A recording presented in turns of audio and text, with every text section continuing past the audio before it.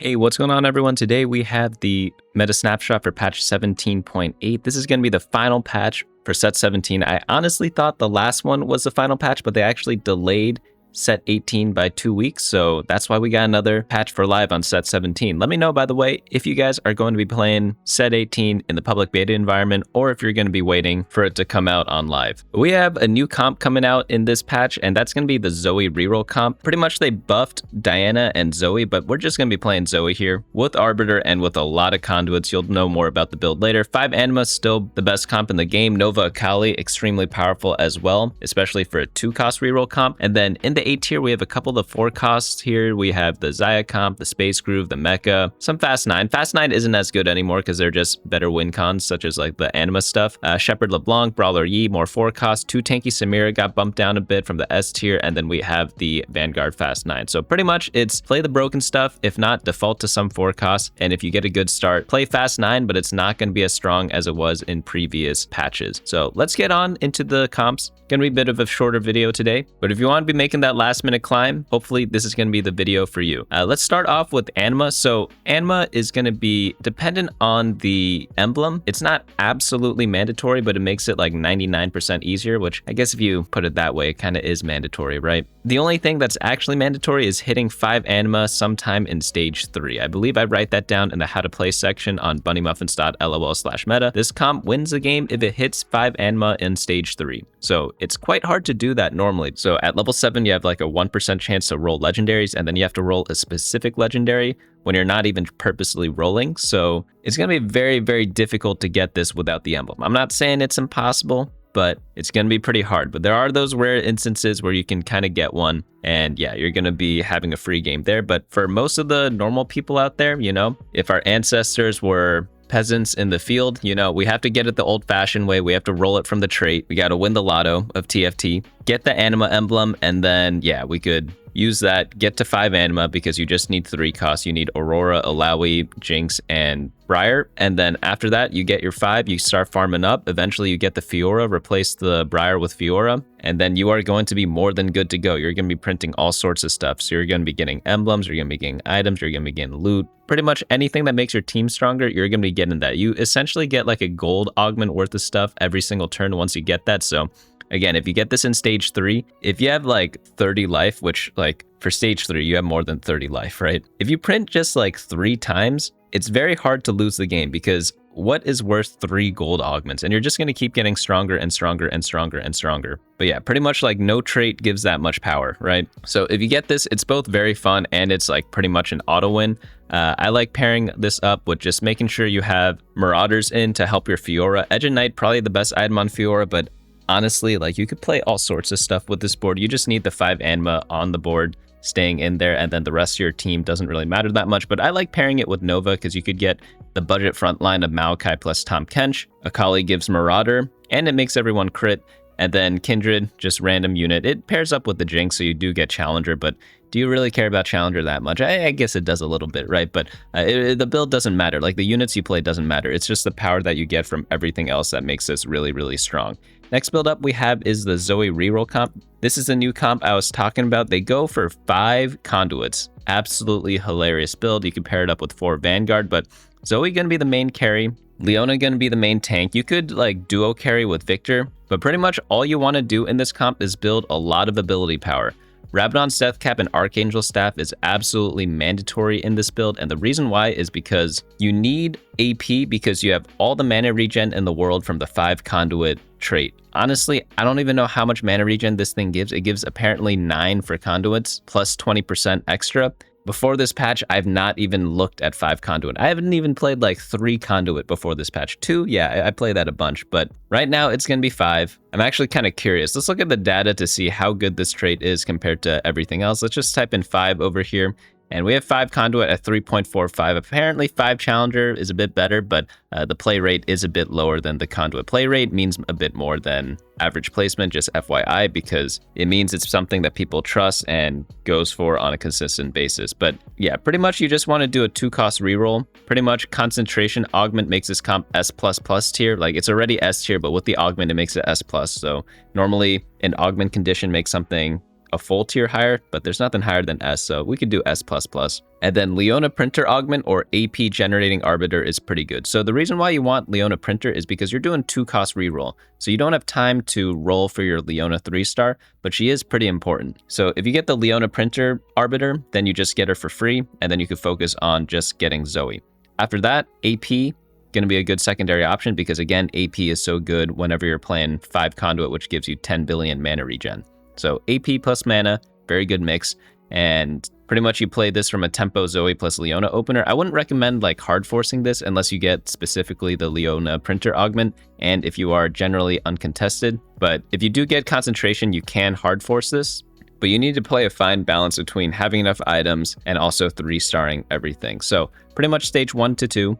Be strong. Zoe, Leona, Mordekaiser, ideally. Like, if you can't get Mordekaiser, just have any other Vanguard.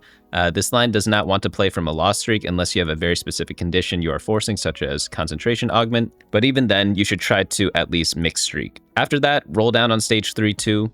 Look for Zoe 2, Mord 2. And then after that, it's win streak city. Try to go like 4 Vanguard, 3 Conduit. Stage 4. Roll for 3 stars, do a slow roll at level 6. And if you hit, you hit. If not, keep trying, you will hit eventually. After that, you can level up to level 7, go for Viktor 3 if it's available. So if you have like 5 or 6 Viktors when you're doing your level 6 roll down, while you're trying to get Zoe 3, you can consider going for Viktor. If not, probably pass on him. And if you are passing, level up, add in more conduits and stuff like Morgana 2 and Acel. But pretty much the power spike of this build is going to be fitting in 5 conduit. So just try to hyper level and get them in as soon as possible. This board has 8 units there, so you just need to be level 8 to fit this. If you do hit level 9, you can play random legendaries. You could add in something like a Blitzcrank or something like that. Maybe a Jhin to add some magic penetration to your build. His thing stacks with the Void Staff, so you could have both of them in there. But pretty much any flex legendary can kind of cap off this board. But pretty much, if you get this, it's super strong. But again, I cannot say this enough. Only play this if it falls into your lap, because if not, it's just a struggle to kind of play. Because you can't be like full lose streak, because then you just don't have enough health to kind of win with later on. I found that pattern to be true with a lot of comps nowadays, just because of the Anima squad comp. If you do like full lose streak, and you don't have like an insane cash out or something like that, cashing out in this case being hitting your 3 stars, you're not going to be living that long because you rotate into the Anima guy and then you die, right? So getting 3 stars is not good enough of a cash out, you know, because you have to spend gold to get it. If you got them for free, then sure, but if that's the case, lose streaking, win streaking doesn't actually change anything. The whole point is that you need life total in this patch because, again, lots of high roll comps because it is going to be the last patch of the set. Next one up we have is Nova Akali. This comp is so good. They touched this comp a little bit in the patch, I believe, but if you just look at the stats, like, holy cow. You put in 2 costs here, 3-star average placement. It's absolutely bonkers busted. 3.59. For a 2 cost, that's insane. Normally 3-star 3 costs are going to be 3.5-ish. But this is a 2 cost we're talking about. Normally 2 costs, they're maybe around like 4.0 or something like that. 1 cost 3 stars, they're generally around like 4.4 if they're good. But for a 2 cost 3.59, that's absolutely bonkers, insane, busted. Like, holy cow. This comp is really good too. I really like what they did with some of the traits this set. They make you change up your item build. Like in the one before for Conduit, you just want to focus on getting as much AP as possible. On this one with the Akali, since she's a Nova, she gets a lot of random benefits from just being a Nova. So you don't need spell crit, you don't need magic pen, you don't need armor pen, you don't need anything like that. So for her, you just want to focus on lifesteal, raw stats, and damage amp. So that's exactly what we put here. We got the Hextech Gunblade, we got the Deathblade, we got the Shield Breaker. And then you pair that up with having Marauders in there, and then some semblance of a front line. That's going to be your Jax up there at front. He's going to be just the Bastion with the Aatrox. He's just like a 2-cost tank that you can kind of roll with this. And then secondary carry going to be the Kindred. For your Jax, double Stoneplate is pretty helpful, and then Crown Guard's good for like the early game or the early part of the fight. It just makes sure he doesn't get insta-bursted for some random reason, and he also makes use of the AP in an okay way. Pretty much Crown Guard is an underrated item on any magic tank, and I believe Jax is one of those magic tanks. So keep in mind, another thing, this is a stall comp. That's why you have the Hextech Gunblade. A lot of people might be thinking like, oh, I already get Marauder Omnivamp, why do I need the Hextech Gunblade? Well, for stall comps, like Hextech Gunblade is pretty much always going to be one of the best items on your damage dealer, because Akali applies like her little burn thing with the Nova Strike selector that you see over here, so put that on her, and yeah, eventually the other team will just die. But yeah, Gunblade, heavy AD, 3 quality tank items for a solo tank. Jax 3 or Morgana 2 are going to be the options, and then 5 Nova as soon as possible to unlock it, because pretty much Akali's little thing, it applies wound and it just does like a bunch of bleed damage, so it's just really nice to kind of delay, and eventually win that game. But yeah, overall, like, it's just a stat check. Most comps in TFT are like stat checks. Right now, they overbuffed it, so it's going to be one of the better comps out there, but just 2-cost reroll. You're just looking for Akali and Jax. The rest of the units don't really matter apart from giving you random trait synergies. If you get the Nova emblem, great. It's not mandatory, but if you do get it, you get to drop Caitlyn, which is pretty nice. And you also get to hit 5 Nova 1 level earlier, because you could just put the Nova emblem on literally anyone you see on the board here. But essentially at level 7, you could have your full team comp if you do get the emblem. But I'd rather get a reroll augment, such as like Prismatic Ticket, to get like rerolls, you know, rather than getting an emblem, just to ensure I hit the Akali 3-star and kind of spike from there. But yeah, super strong. Also really good with artifacts. We could take a look at the Explorer tool on teamfight.lol. Just type in Akali here, put in 3-star, 3 items, whatever, and then go to artifacts, just like click the filter over here, and you can see a bunch of them that work pretty decently on her. But next comp up we have is going to be the A tier. So first up is Stargazer Xayah, classic 4-cost comp. Nothing too much has changed here. You just go standard leveling pattern. So you could always click down in this little drop down. It tells you which rounds to be what level. So that's kind of helpful for both win streak, lose streak, and mixed streak. So always look at that when you are able to, because I just realized this is the first standard leveling comp we looked at so far, because the other ones were reroll. But pretty much if you get a lot of bows, you can go Stargazer Xayah, because red buff is, I think, one of the best items on her in this build. And then Kraken Slayer is just a generically good Xayah item. But throw some frontliners up there, she'll burn people down with red buff, Kraken will stack, and then eventually you will win that game. 2 versions of this comp. You could click over on the Rammus or the Standard. Standard's going to be a bit better, just because you have a bit more frontline out there. But pretty much if you get a Rammus, you can pivot to this comp, because sometimes getting Nunu 2-star is going to be a bit of a struggle. Also, I like Tahm Kench just because he gives loot. He's just fun to kind of play around. But just standard fast 8 works best with Serpent, Boar, and Altar Stargazer. So just keep that in mind when you are playing this. Also, like, one really giga good item is going to be Titanic Hydra. Absolutely bonkers on Xayah. We could take a look at that. Type in Xayah over here, clear that out, and then yeah, Titanic Hydra. Look at all the other artifact items. It's like one is clearly much better than the others. I already mentioned 2 fish bones, but I wouldn't fish for artifact items on Xayah unless you're okay with taking a tank one, because let's say you're in stage 4 and you have the Xayah comp, they're much better augments to take than getting an artifact item, because you could just get power in different ways. But if it's like stage 2 and you get a Titanic Hydra randomly, you could say like, okay, let me hard force Xayah. Let's say you have like one of the good Stargazers, that's kind of when you would do that. But you're not like fishing for the artifact. It's more of the case of, oh, I got this artifact, let me go for Xayah. Next build up we have is going to be Space Groove. So Space Groove is pretty solid, dependent on the emblem, which that's the one thing I don't like about it, is the one knock I have. But if you do get it, getting to 5 or 7 Space Groove is a lot easier. And also you get to put it on Riven, which is one of the key units for the comp.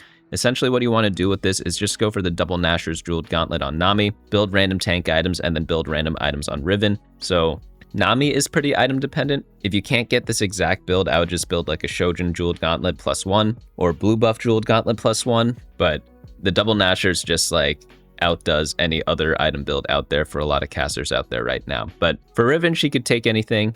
And for Nunu, Blitzcrank, Tahm Kench, whoever your frontliners are who are holding items, they can pretty much use anything, but obviously you do want the mana on the Nunu, and then Blitzcrank likes holding the utility items, and then Tahm Kench prefers having full tank items. But honestly, focus on the Nami. Actually, don't even focus on the Nami. Focus on whoever you 2-star first. If you 2-star Riven first, focus on her. If you 2-star Nami first, focus on her. And then same thing for the tanks, but it's kind of hard to tell when you're at the start of the game in stage 2-1 when you're slamming items. If you are in stage 2, focus on the Nami first and then generic tank items. And then once you see what you're hitting, then you could tailor more for that later. Like on standard leveling, you're normally leveling up to level 8 and rolling on stage 4 too. So if you hit something 2-star on the stage 4-5 carousel or the god round, whatever you want to call it, that's when you kind of pick and choose your items, you know, if they offer a component. But that's kind of what I mean of like timing of when to build certain units and focusing on certain items for certain units.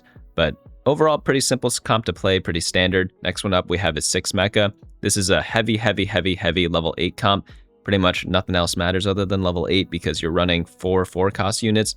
And yeah, just getting there is pretty I'd say different compared to the other comps, because the other comps, they want to go 8, then 9. This comp, I mean, you still want level 9 to fit in more units or whatever, but it's mainly just hitting the 2-star Ezreal and Mighty Mech that matter. That's why augments such as like Epic Roll Down, anything that helps you at level 8, reinforcement, things like that, super duper powerful in this build, because yeah, you just care about the 4 costs.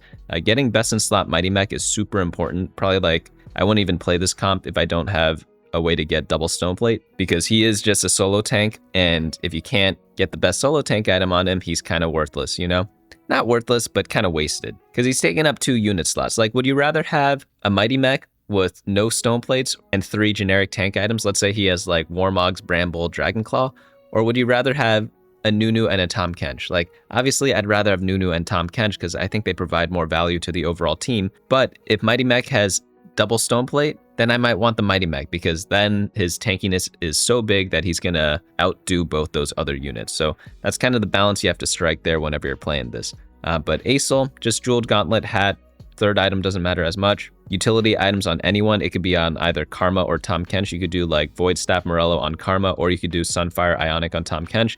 And then if you do get Urgot, he's really good as a 3-star. Sometimes you get a lot of lesser duplicators. It's something you can go for.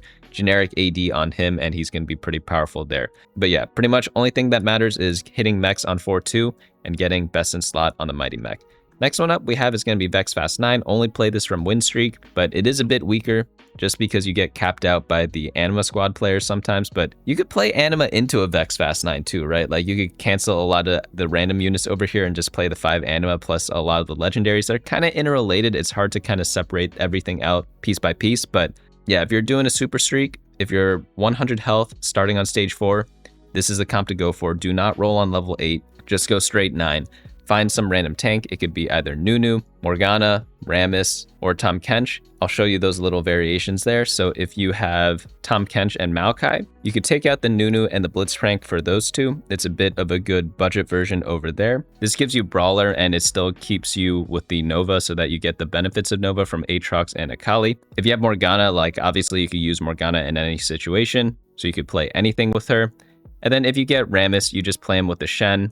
You could even go something like 4 Bastion, so just add in a random person there. It could be something like an Ornn just because he's the most expensive. But pretty much all you need from 4 costs is just some random frontliner to make sure your team lives, while Vex, Graves, and Fiora clean everything up after that. Next build up we have is going to be the LeBlanc Flex comp. Pretty solid build, just because there's so many different options to go for. There's like the 7 Shepherd, there's Vanguards, there's Morgana. Obviously a lot of them share units, but whatever you're hitting that day or that game, go for that build. But pretty much all you want is Rageblade plus AP on LeBlanc, so build those items early. The rest of the stuff you can flex. Make sure you get the utility items such as Morello or Sunfire or Void Staff or Ionic Spark. That's going to be your early game. You know how sometimes in like stage 3 you have like 3 items or something like that, and you're trying to build your 4th?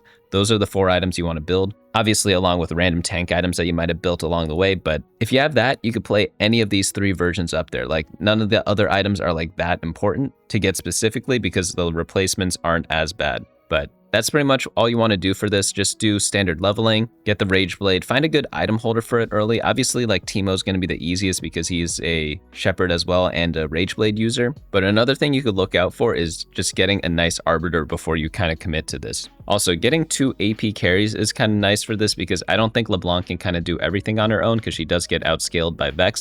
So that's another thing you need to look at when you are trying to go for this. But the good news about this comp is that it could be played from almost anywhere. Win, lose, mixed, but pretty much as long as you have Gwynsu's, you're going to be good to go. So if you want to just hard force one comp every single game, I guess this isn't like purely one comp since there are different variations, but it is something to consider to kind of go for. But overall, I like this comp a bunch. One of those classic stall comps, so just make sure your front line is strong enough to kind of stack the Rageblade. Next up we have is Brawler Yi. Pretty standard comp. Fast 8, but this is like the cheapest Fast 8 comp out there because you're playing a lot of 3 costs and 2 costs, but it's really good at stabilizing in stage 4, but then it does fall off the face of the earth. The only thing important in this comp is getting Edge and Knight and Giant Slayer on Master Yi. 3rd item, it could be the Hex Tech item, it could be something else entirely, maybe like a artifact item or an emblem. Yi likes both artifacts and emblems pretty decently. And then after that, you just put utility on Tahm Kench, and then you just like auto win stage 4 because this comp just kind of spikes at that point. A lot of the frontline backline comps They don't spike until stage 5 because oftentimes they don't have everything 2-star, which is pretty much required. This comp, you really just need like Master Yi 2-star, you know? Like you don't need Kindred, you don't need Tahm Kench. Like obviously they are nice, but in stage 4, you can kind of get away with that. So that's why I like this comp a lot in the mid game, but it does fall off in the late game. But you could play this and then play into legendaries such as Fiora, go into other things, or just like knock people out before they ever get stronger than you. That's one way to kind of win with this comp too. But pretty much this comp loves emblems and the psionic item. You prefer the ones that are AD and good rather than like the casting ones. But if you don't get it, it's not really the end of the world. Next build up we have is Samira Reroll. Just only play this if you get 2 tanky. Like the standard version, probably a little bit weak right now. But if you get 2 tanky augment, just hard force this. That's pretty much all you have to do there. 3 cost reroll. Stabilize sometime in stage 3. Econ back up, go level 7 obviously, and then roll down for Ornn 3, Samira 3. Get duplicator augments or reroll augments because you absolutely need to hit 3 stars. If not, the comp does not really work that well. And don't forget during the random times in the game to have 2 copies of both your tank and your damage dealer in the back. It outweighs and it outperforms any sort of synergy you can kind of fill in instead. Like a lot of times you're running Samira and Ornn and like you might be 5 Space Groove and no other synergies. And that's perfectly fine, you know, because you're really just using 2 tanky as your synergy instead of one of the regular traits out there. But overall, pretty solid comp. Nothing too much to say there. Very easy, good beginner comp if you do get it. But obviously only play this if you get offered the 2 tanky augment. Next build up we have is Vanguard Fast 9, just another version of Fast 9. This one's built more so around the other AP carries such as like Sona and Bard, but you can still play Vex obviously. Frontline gonna be Nunu, Blitzcrank, and then a bunch of 2 and 3 costs to kind of fill everything out. But when would you go this version instead of the other Fast 9? Pretty much just when you have like a ton of AP items because again, Vex, Sona, and Bard just use them really well. Or if you just hit them early. You know how sometimes you just randomly hit legendaries early and you're just like, what am I supposed to do with this? Well, there are different ways to kind of use them. And this is kind of one of those ways to do that. I see a lot of my friends, whenever I watch them play, they like throw those games a lot. They have like an early 2-star legendary and they're like, oh, awesome. But then they're like, wait, why am I still losing? And like that happens all the time, right? It happens to me too. It happens to everyone. And a lot of the times it's because you don't know how to go into their comps and kind of like play for them once you do hit them. Because sometimes you just don't have the right items, in which case you probably shouldn't go over the comp in the first place and just ignore the unit in your shop. But other times it can't really be helped. But that's pretty much going to be the comps for this last patch of TFT. Do you guys want me to do some PBE stuff? Like I could do some PBE stuff. I just don't know how many people are playing it. It's on like the new TFT thing. Like they are moving to Unreal Engine and they're also trying to make their own client. So set 18 is going to be a bit different. I'm not sure when everything comes out though. I think it's like August 12th now is when the game's supposed to come out, but they are using Unreal for that. But let me know if you guys want that type of content. It's actually not the 12th. It's 2 weeks after that. What's 2 weeks? What's 14 plus 12? 26. Okay, it's going to come out August 26th, I believe. But they're pretty much using the PBE period to go through a lot of the bugs that are happening with the new system. And hopefully once set releases, everything will be fine and dandy. But hopefully you all enjoyed this video and I'll see you all in the next one. Either PBE or something to do with next set. Overall, set 17, I'd give it like a 4 out of 10, but I was just expecting a little bit more from it, you know? Like if I wasn't expecting as much, maybe I'd give it a 5 or 6 out of 10, but overall, like the balance of the set was really nice. But I think some of the units weren't as cool as they kind of could have been, but I don't know what I would change, you know? Sometimes we're allowed to be the critic and not be the architect or whatever the saying is, right? But that's gonna be it for me today. I'll see you all next time.